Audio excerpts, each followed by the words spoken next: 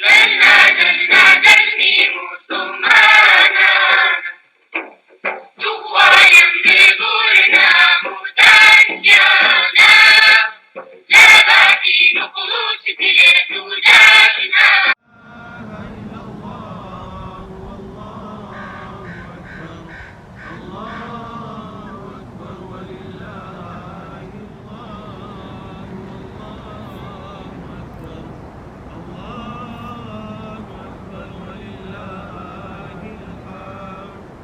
الله أكبر الله أكبر الله أكبر لا إله إلا الله والله أكبر الله أكبر ولله الحمد. So it's the same as the Fajr prayer with 2 rak'ahs, inshallah. You will do exactly the same with some changes in between. So you will do Takbirat al-Ihram, and after Takbirat al-Ihram, inshallah, there will be 7 Takbiras, and after that we will recite Surah Al-Hamd, inshallah. After Surah Al-Hamd, there will be a short surah, then you'll do Ruku', then you'll do Sujood, and when you stand up for the second rak'ah, inshallah, again there will be a Takbirat al-Ihram, Allahu Akbar, and then 5 times Allahu Akbar, and in between Subhanallah walhamdulillah wa la ilaha illallah, that's what the Imam will say. Then the Imam will recite Surah Al-Hamd again, a short surah, Ruku', Sujood, and when you stand up, please remain seated. The Imam will do a khutbah, a short khutbah, and Jazakallah. So,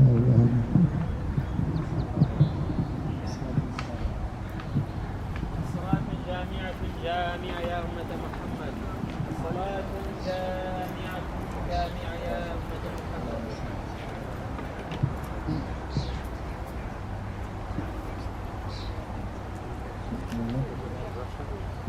Rasa Austin, fark ettim.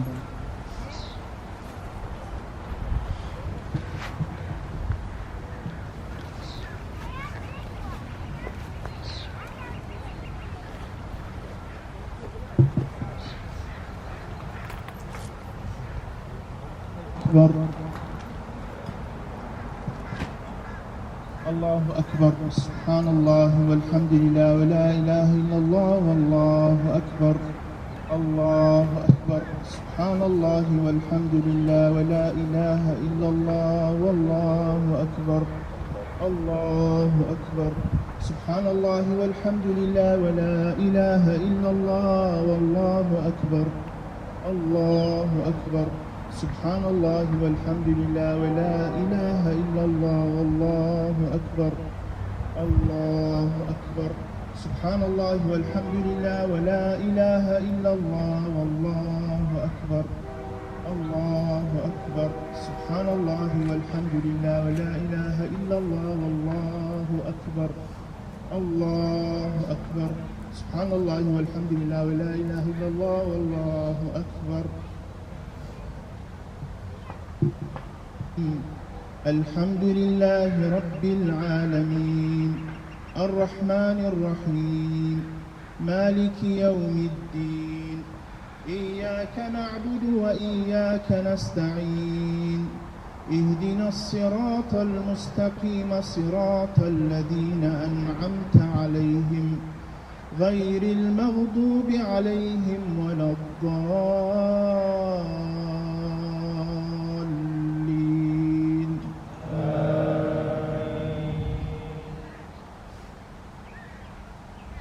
بسم الله الرحمن الرحيم سبح اسم ربك الأعلى الذي خلق فسوى والذي قدر فهدى والذي أخرج المرعى فجعله غثاء أحوى سنقرئك فلا تنسى إلا ما شاء الله إنه إنه يعلم الجهر وما يخفى ونيسرك لليسرى فذكر فإن نفعت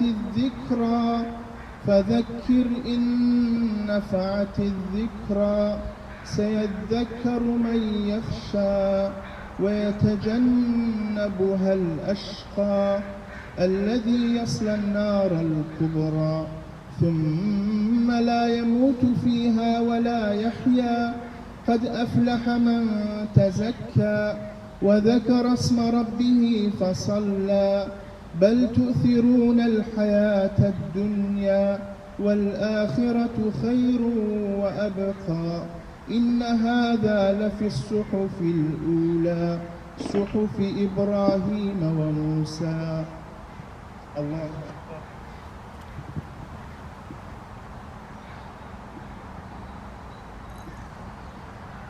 سمع الله لمن حمده. الله أكبر.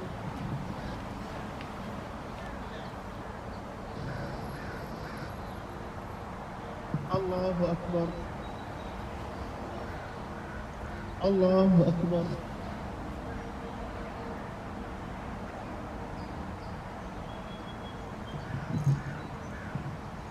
الله أكبر. الله أكبر. سبحان الله والحمد لله ولا إله إلا الله والله أكبر. الله أكبر. سبحان الله والحمد لله ولا إله إلا الله والله أكبر. الله أكبر. سبحان الله والحمد لله ولا إله إلا الله والله أكبر. الله أكبر. سبحان الله والحمد لله ولا إله إلا الله والله أكبر. الله أكبر. سبحان الله والحمد لله ولا إله إلا الله والله أكبر. الله أكبر. بسم الله الرحمن الرحيم. الحمد لله رب العالمين الرحمن الرحيم مالك يوم الدين إياك نعبد وإياك نستعين اهدنا الصراط المستقيم صراط الذين أنعمت عليهم غير المغضوب عليهم ولا الضالين.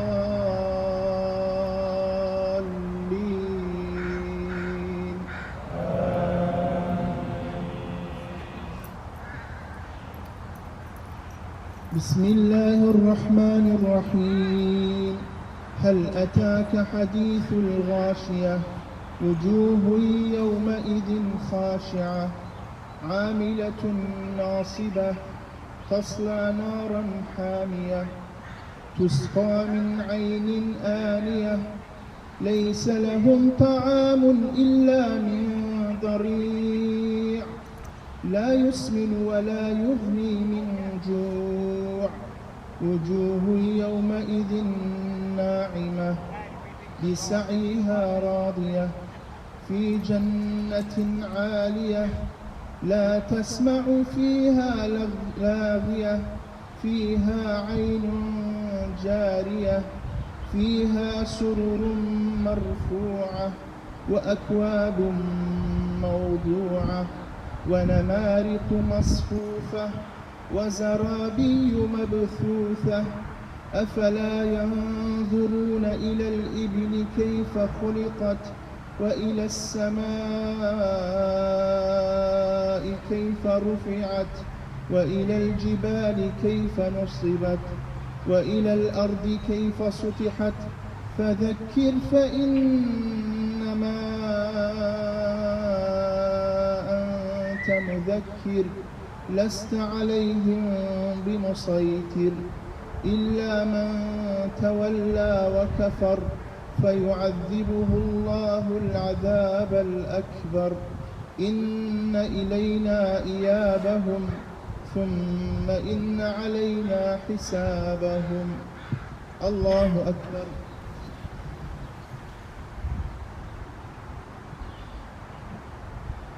سمع الله لمن حمده. الله أكبر.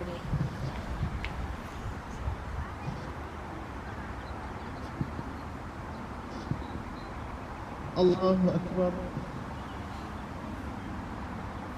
الله أكبر.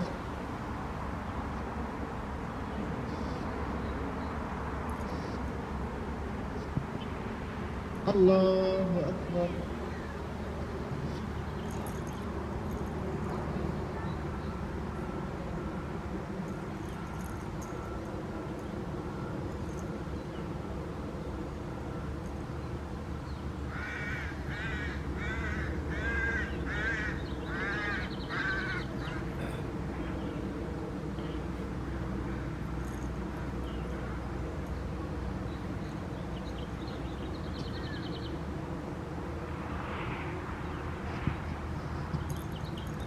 السلام عليكم ورحمة الله.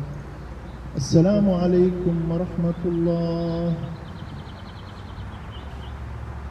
الله أكبر. الله أكبر. الله أكبر.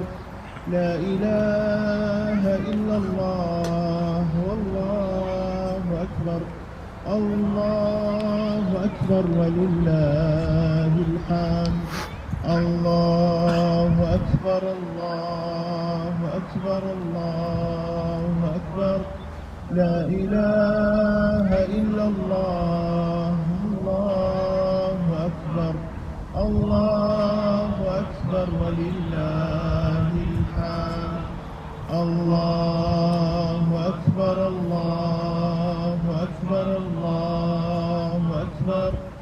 لا إله إلا الله والله أكبر. الله أكبر ولله. أشهد أن لا إله إلا الله وحده لا شريك له وأشهد أن محمدا عبده ورسوله.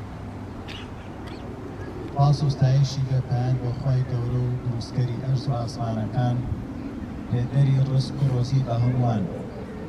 درود و سەلامی خۆی گەورەش و ڕەحمەتی بەردەوامی بۆ سەرگیانی پێغەمبەر و یار و یاوەران و خۆشەویستان و باوەڕداران و شەرکۆتوانی پێغەمبەر هەتا ڕۆژی قیامەت.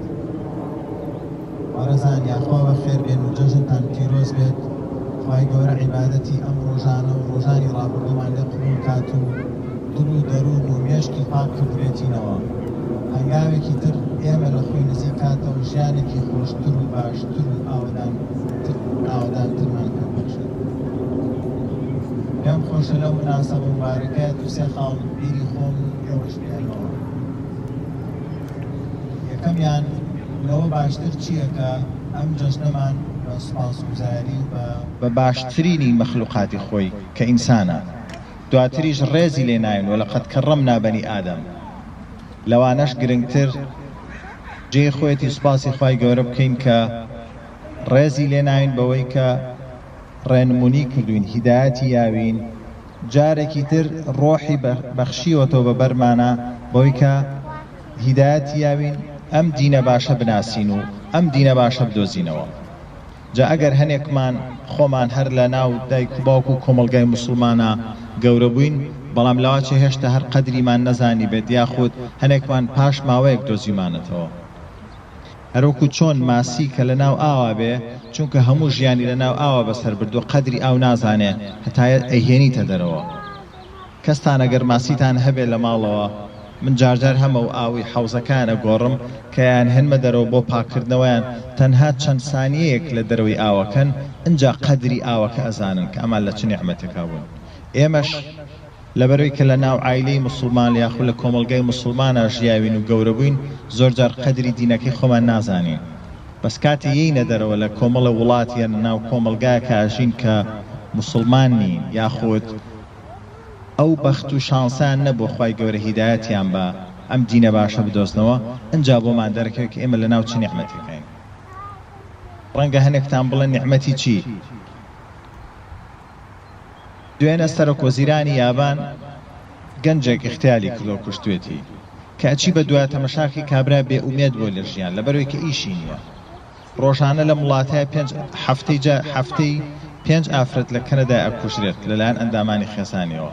ئەگەر بخوێنیتەوە متابعە بکەی بزانی هەتا عیلم پێشەکەوێت تا دنیا بەرەو پێش ئەڕوا ڕۆژ بە ڕۆژ مشکیلە و گرفتەکانی مرۆڤ زێ ئەکا یا مشکلی فکری هەیە دەرد و بەڵایەکی فکری توش بووە نازانێت لە کوێوە هاتووە بەرەو کوێ ئەڕوا ئایا کەمبەردی تر هەموو شتێک کۆتایی پێت و باشە ئەم سیناریۆ ئەم یاریە ئەم مەسرحیە بۆ یا ئەو دەردە فکری هەیە یاوەتا دەردێکی دەرونی هەیە لە بوغز و لە حقد و لە تووڕەیی و لە غیرە و لە کۆمەڵێ مەشاکلی دەرونی یاوەتا مشکلی جسمی هەیە کە کۆمەڵە دەرد و بەڵای هەیە بە بۆنەی ئەنجامدانی ئەو شتانێک کە خوای گەورە حرامی کردووە بە بۆنەی ئیشەکەمەوە یا کۆمەڵێک لە ئێوە لاواچە ڕۆژانە خەڵکانە ببین کۆمەڵە دەرد و مصیبەتی جسمی و نەفسی و مێشکی هەیە تەنها سەبەبەکەی ئەوەیە کە لە ئیسلامەوە دوورە سوپاس بەخوا ئێمە زۆرێکمان لەوانە دوورین تەنها لەبەرەوەی کە خوای گەورە هیدایەتیاوین بۆ ئەم دینە خۆ ئەشبینین کەسانێک هەن کە موسڵمانیشن بەڵام لەبەرەوەی پابەند نین بە دینەکەوە یاخود قەدری دینەکە نازانن یاخود ڕێنمایەکانی خوای گەورە جێبەجێ ناکەن ئەوە دیسان فەرقیان نابێت لەگەڵ ئەو کەسانەیە کە موسڵمانین بۆ چونکە ئیسفادەیان لە ڕۆح و جەوهەر ئیسلام نەکردووە من هەفتە نییە لەگەڵ چەند کوردێکە قسە نەکەم کە باری دەرونی تەواو نییە کە لە لێواری ئەوەیە کە خۆی بکوژێت تاکە سەبەبیش ئەوەیە کە دیندار نییە ڕۆح و جەوهەری ئەم دینەی نەدۆزیوەتەوە ڕووناکی ئیسلام نییە لە ژیانیە ئەو ڕووناکی کە خوای گەورە بە ئێمەی بەخشیوە و فەزلی بەسەرا نواندوین لە ژیانی ئەوان نییە لە تاریکیە ئەژی هەر بۆیە جێی خۆیەتی کە سوپاسی خوا بکەین ئەم دینە بووە بە نەسیبی ئێمە یەک دوو نقطەی تر لەسەر ئەوە جێی خۆیەتی فەخر و شانازی بکەین بەم دینەوە کە خوای گەورە دینێکی هاوسەنگی کردو بە نەسیبمان دینێک کە عەقڵی ئیهمال نەکردووە دینی تر هەیە ئەیبیستن و ئەیبینن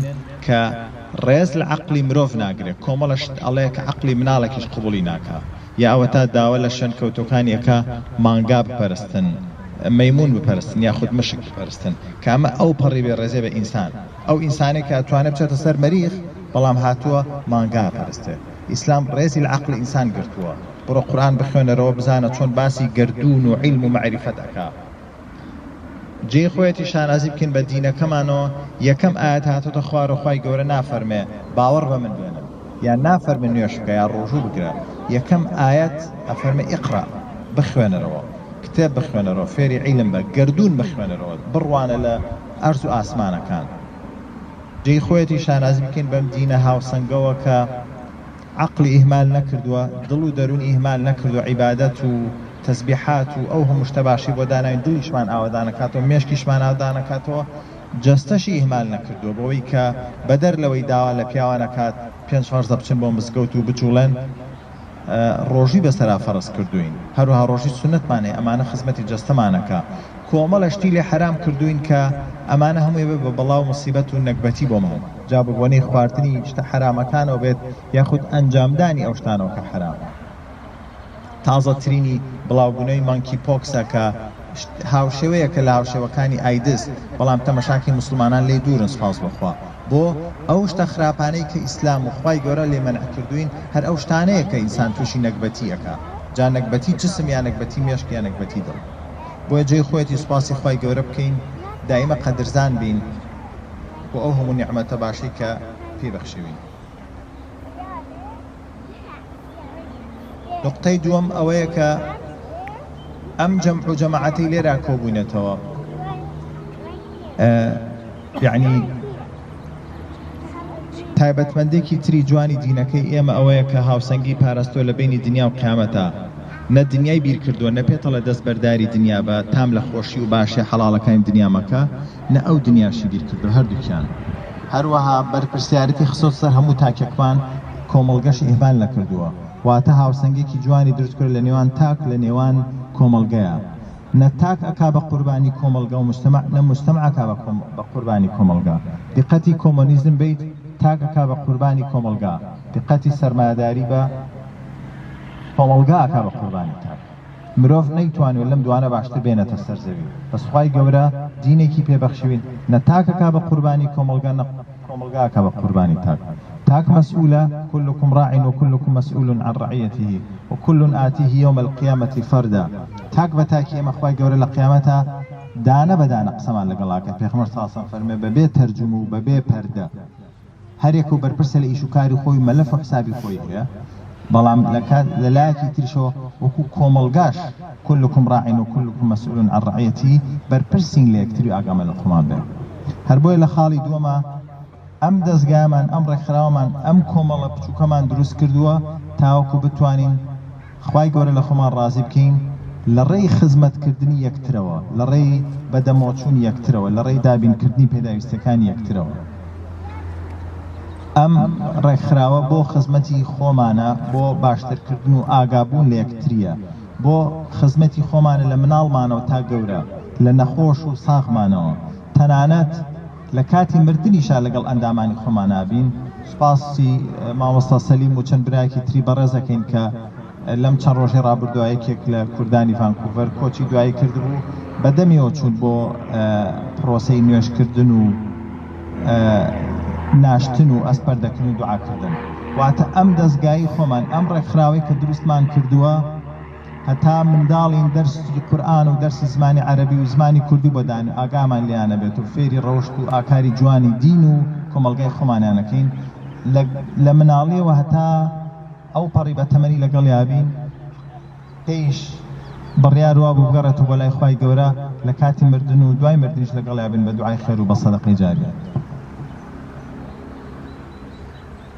دوخاڵ لێرە ئاماژەی پێ بکەین ئەوەیە کە ئەمڕۆ ڕۆژی یادکردنەوەی ئەو قوربانی گەورەیە کە حەزرەتی ئیبراهیم پێغەمبەر ئیبراهیم کە باوکی پێغەمبەرانە خۆشەویستترین بەخشش کە خوای گەورە پێیابێ لە دنیاە کوڕەکەی بوو لە دوای ساڵانێکی زۆری بەتەمەنی و لە دوای ساڵانێکی زۆر بێ منداڵی خوای گەورە وای پیشاندا کە کوڕەکەی بکا بە قوربانی ئەویش ئامادەی خۆی دەربڕی کوڕەکەشی ئەو پەڕی ئامادەی و تەسلیمبوونی دەربڕی کە ببێ بە قوربانی خوای گەورە بەڵام خوای گەورە لێی بەخشین لێشی وەرگرتن فەرمووی لە جیاتی ئەوەی کە کوڕەکەت کەی بە قوربانی ئەوە بەرانێک کە بە قوربانی لە دوای ئەوەشەوە هیچ کەسێکی تر ئەو تاقیکردنەوە قورسە تاقی ناکرێتەوە حەزرەتی ئیبراهیم لەو تاقیکردنەوە زۆر سەرکەوتوو بوو بەوەی کە تەسلیمی خوای گەورە بوو هەردووکیان باوکیش و کوڕیش دوو پێغەمبەری بەڕێز و گەورە تەسلیمی خوای گەورە بوون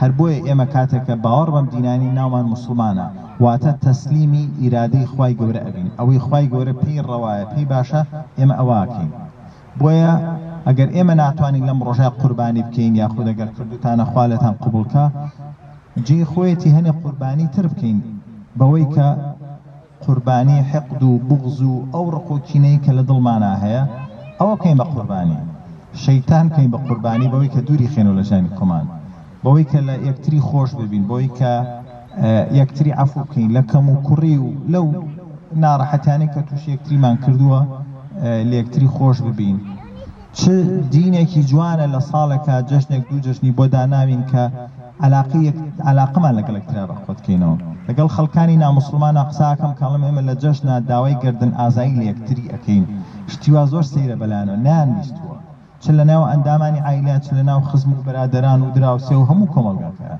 بۆیە جێی خۆیەتی لەم جەژنەوە یعنی لە یەکتری خۆش بین دڵمان پاکەینەوە دوعای خێریش بۆ یەکتری بکەین و لاپڕێکی سافتر و چاپترێکی پاکتر لەگەڵ یەکتری هەڵبینەوە خوای گەورە لە عیبادەتمان قبول کات لە تاوانەکانمان ببورێ هیدایەتی خۆمان و ماڵ و مناڵمان بات سەربەرز دنیا و قیامەتتان کات أقول قولي هذا واستغفر الله لي ولكم ولسائر المسلمين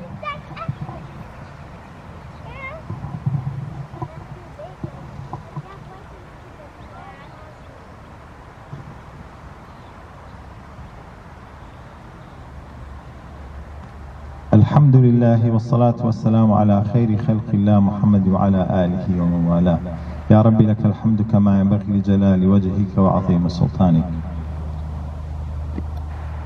All praise be to Allah. We thank Him and we praise Him for all the good deeds. We seek refuge in His power.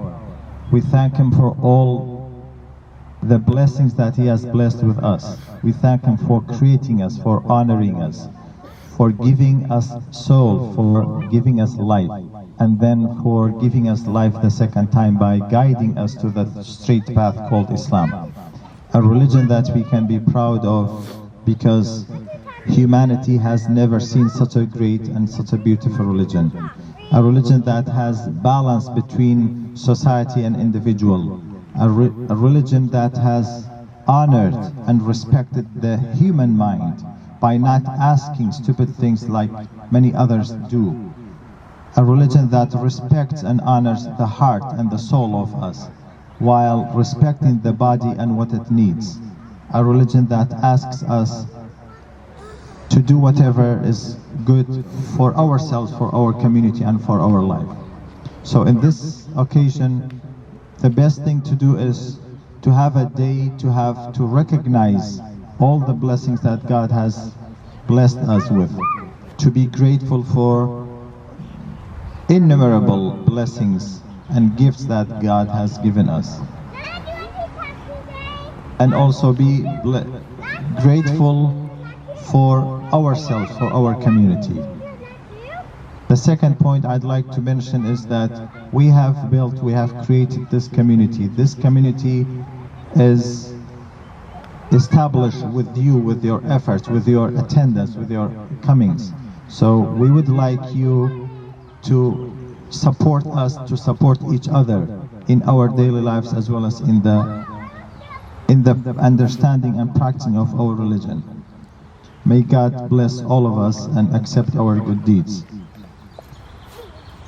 Finally, in brief, I'd like to remind all of us that today, one of the important things about today is what Abraham has done as a sacrifice. He intended and he wanted, and he practically did sacrifice his son till the second that God stopped him and gave him a ram to be sacrificed. So this is the Abrahamic tradition. We are going on the path that grandfather Abraham, the father of all prophets, has done. So we are the continuation of the same pure religion, a religion that gets us closer to God while helps us to build a grateful life. So let's take this opportunity to forgive each other, to pray for each other, to forgive the shortcomings that we have, to strengthen our relationship between ourselves, our family members, as well as our community. May Allah accept our good deeds and resurrect us on His great religion. Congratulations with the Eid. Inshallah, we'll have the best time of our life through practicing our religion. تقبل الله منا ومنكم سائر الأعمال.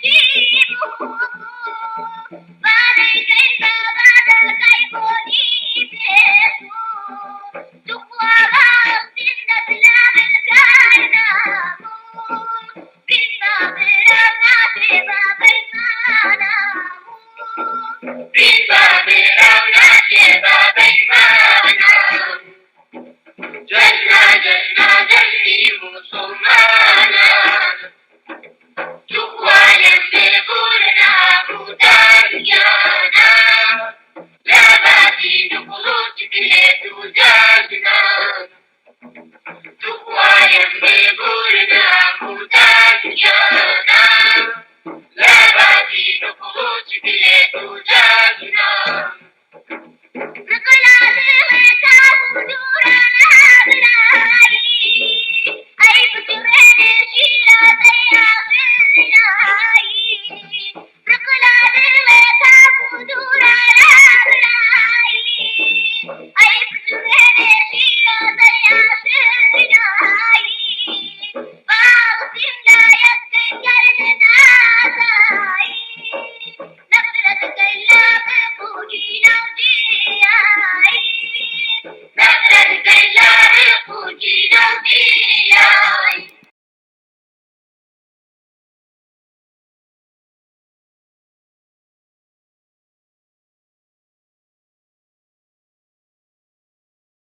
بسم الله الرحمن الرحيم.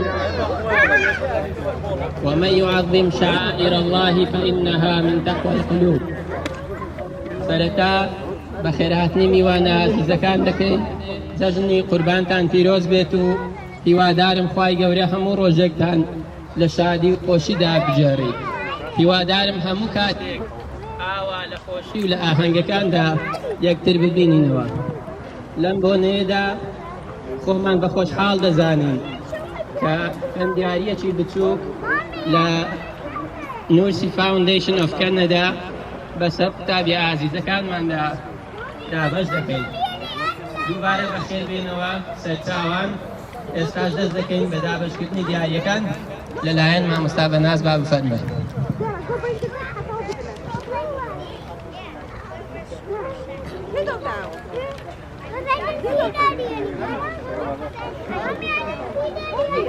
Daddy.